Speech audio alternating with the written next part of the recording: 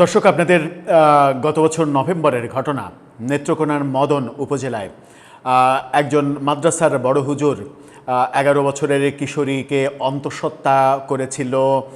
সেই খবর নিশ্চয়ই আপনাদের জানা আছে। একজন সাহসী চিকিৎসকের, নারী চিকিৎসকের সাহসিকতার জন্য আমরা ঘটনাটা জানতে পেরেছিলাম। মানে কতটা পাশবিক একজন মানুষ হতে পারে তার নির্মম উদাহরণ পেয়েছিলাম। শুধুমাত্র একটা ঘটনাই যে বাংলাদেশে ঘটেছে তা নয়, হাজারো ঘটনা ঘটেছে গত 2 বছরে, বিশেষ করে ডক্টর ইউনূসের আমলে এই ঘটনায় এই ঘটনাগুলো অন্য মাত্রা পেয়েছিল। প্রতি মুহূর্তে মাদ্রাসা থেকে একের পর এক খবর, কখনো মাদ্রাসার বড় হুজুর, কখনো মাদ্রাসার ছোট হুজুর, কখনো মাদ্রাসার ছাত্র, কখনো মসজিদের ইমাম, কখনো মসজিদের মুয়াজ্জিম। এই ঘটনাগুলো শুনতে শুনতে আমরা আসলে অস্থির হয়ে পড়েছি।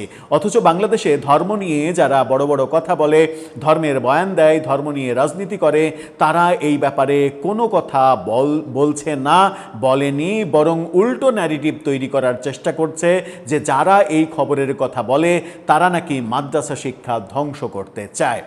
চলুন একটু এবার আবারও মদনে যাব।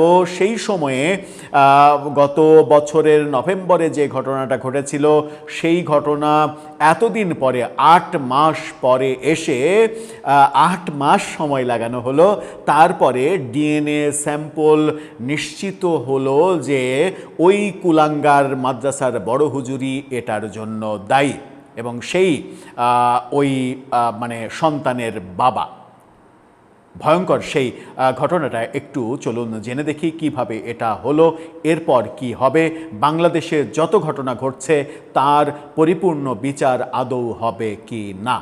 থাকবেন পলিটিক্স টিভির নিয়মিত আয়োজনে।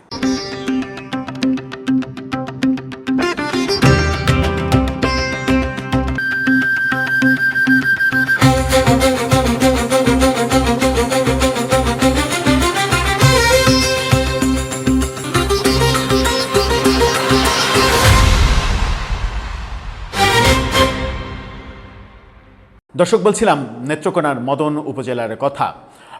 সেই ভয়ঙ্কর ঘটনার অবশেষে একটা সমাধান আমরা জানতে পারলাম। গণমাধ্যম কি বলছে, দেশ টেলিভিশনের এই শিরোনামটা দেখে নিন।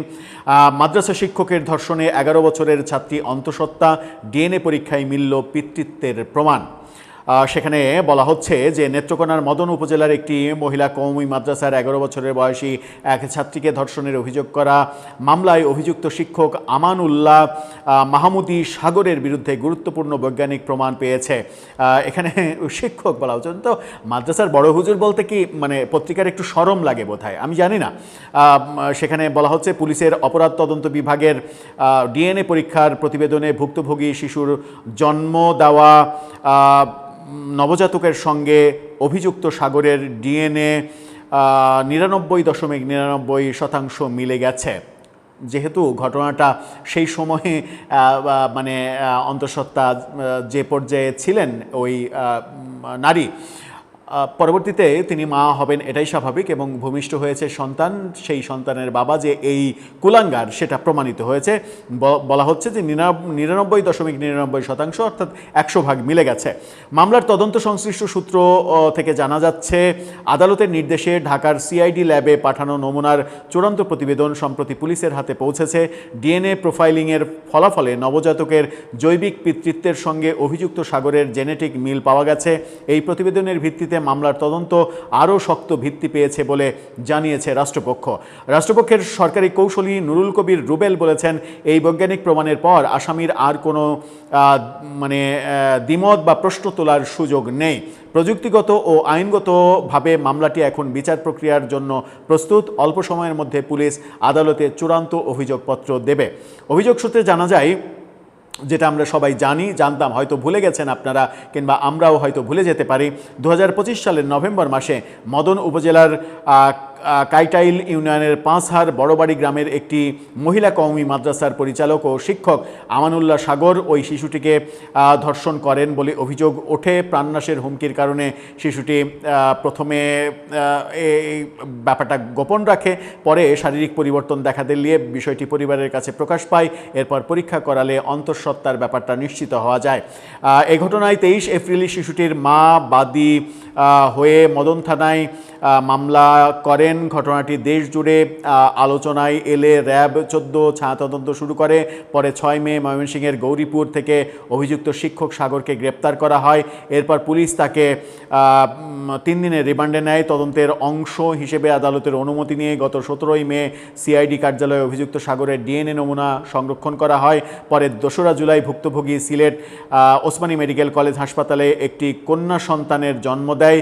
বর্তমানে ভুক্তভোগী শিশু এবং তার নবজাতক সিলেটের একটি সেফ হোমে আছে। এই ব্যাপার বলা হচ্ছে, এই যে ঘটনাগুলো বলা হচ্ছে, এই ঘটনার যে ব্যাপারটা বলা হচ্ছে 2025 সালের নভেম্বর মাসে যে ঘটনা আমরা জানতে পেরেছিলাম, সেই ঘটনা আজকে আগস্টের শেষ দিকে এসে আমরা একটা নিষ্পত্তির ব্যাপার পেলাম যে এই কুলাঙ্গারই ওই ঘটনাটা ঘটিয়েছে।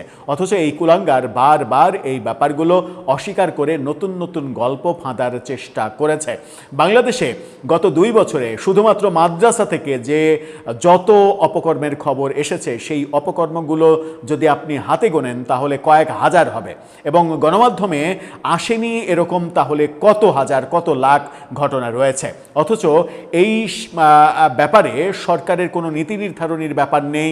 এগুলোকে সরকারের আওতায় কিভাবে আনা যায়, সরকারি অনুশাসনের মধ্যে কিভাবে আনা যায়, তারা যে যা ইচ্ছা যেখানে যা ইচ্ছা একটা নিজের ঘর বাড়ির একটা অংশ মাদ্রাসা ঘোষণা করে দিল, হয়ে গেল মাদ্রাসা।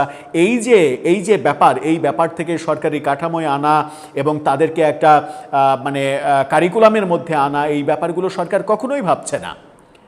কিন্তু একের পর এক ঘটনাগুলো ঘটছে, সেই ঘটনাগুলো নিয়ে আবার উল্টা ন্যারেটিভ তৈরি করা হচ্ছে। গণমাধ্যমে খবর প্রকাশ করা হলে গণমাধ্যমের উপরে বিষোদ্গার করা হচ্ছে, এবং এই ভিডিওতেও দেখা যাবে যে কিছু কিছু ভদ্রলোক যারা মনে করেন তারা অনেক বেশি ইমানি দায়িত্বশীল, তারা এসে গালাগালি করবেন, বলবেন যে মাদ্রাসার বিরুদ্ধে বিষোদ্গার করা হচ্ছে। কোনো শিক্ষা একটা স্কুলে একটা ঘটনা ঘটলে তো স্কুলের বিরুদ্ধে বিষোদ্গার করার কিছু নেই, কিন্তু যে ঘটনাটা ঘটছে সেই ঘটনার তো বিচার করতে হবে। বিচার করলে সেই ঘটনা আর ঘটা থেকে বিরত রাখা যাবে সমাজকে, কিংবা মানুষ ভয় পাবে। কিন্তু বিচার যদি না হয় তাহলে ভয় পাবে কি করে? আপনি বড় হুজুর, আপনি ভয় দেখাচ্ছেন, গজব নামার ভয় দেখাচ্ছেন, এই ভয় দেখাচ্ছেন, ভয় দেখিয়ে আপনি আপনার মতলব চরিতার্থ করছেন, আবার ইমানের বড় বড় ডায়লগ দিচ্ছেন। এটা তো হয় না। দর্শক, আপনার কি মনে হয়? আপনার মতামত জানিয়ে লিখতে পারেন আমাদের কমেন্ট বক্সে।